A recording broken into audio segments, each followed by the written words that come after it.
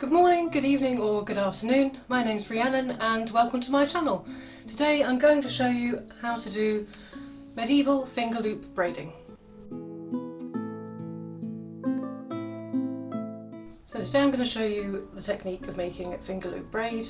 These are really useful for all your braiding needs, so they're really useful for lacing up your gowns, for adding trim to any garments you have, for the drawstrings on purses, and today I'm getting some new laces for my medieval shoes because they're looking a bit tatty. So the things that you're going to need are some thread. Traditionally you'd use silk, wool or linen, but this is cotton today just so I can get some different colours to show you what I'm doing. I'll also need a pair of scissors and something to weigh down the other end of your finger loop braid, but it's a really simple technique and that's all you need. I'll also be doing a little bonus bit of how to attach a medieval aglet. So here are the 5 colours I'm going to be using today. You can use fewer than this, I find that 3 is a good one, or you can do all one colour. This is just so it's easier to show you what I'm doing today. So first you want even lengths of all 5 colours. I'm doing this by weighing down the string at the end and then wrapping around this section of tape.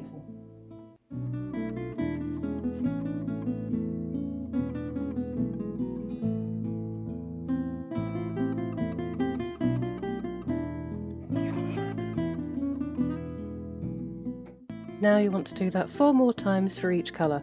If you're just doing one colour, just wrap it round 5 times.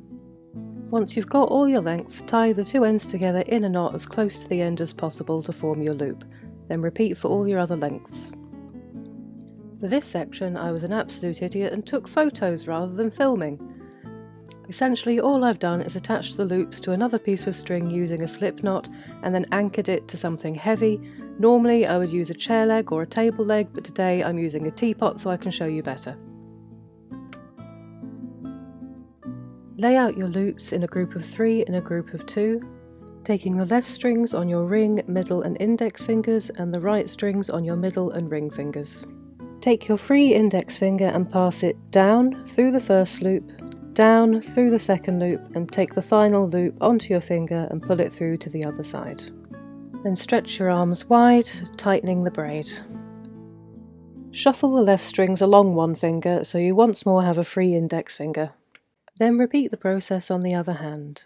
Down through the first loop, down through the second, take the final loop to the other side, stretch to tighten, and shuffle the strings over one finger.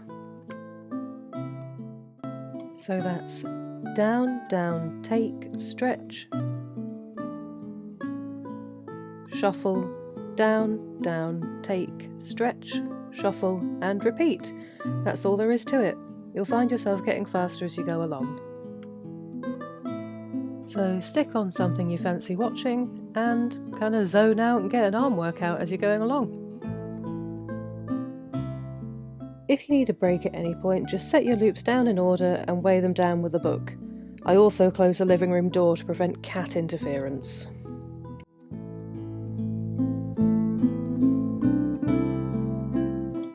When you've reached the end of your loops, split them into 2 groups and tie the ends into a knot to secure them. Cut off the other end at the anchor point and do the same with the other end. Then just snip off your excess threads.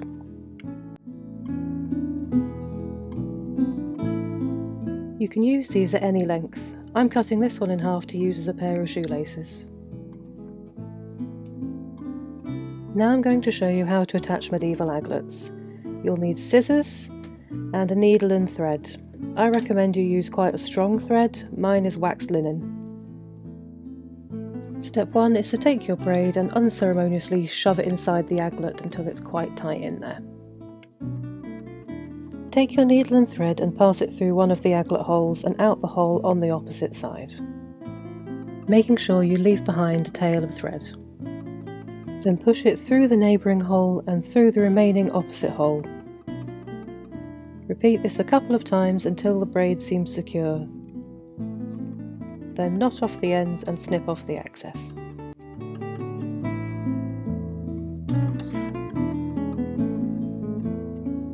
And there you have your finger loop braids with extra aglets. I think they look really nice on my medieval shoes. There are lots of options with Fingerloop braids. This one uses 3 coloured strands of linen and 2 strands of leather. The next is simply 2 colours of embroidery thread to match my 14th century kirtle. That works as a lacing for the gown.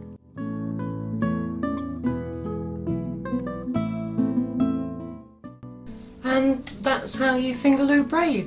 I hope you found that helpful. Let me know down in the comments if you did, or if you've got any other questions. I've been Rhiannon and I hope you've had fun. Bye! It wouldn't be a crafting video without a bonus beep, would it? No, you don't want to be here, no, I've captured you.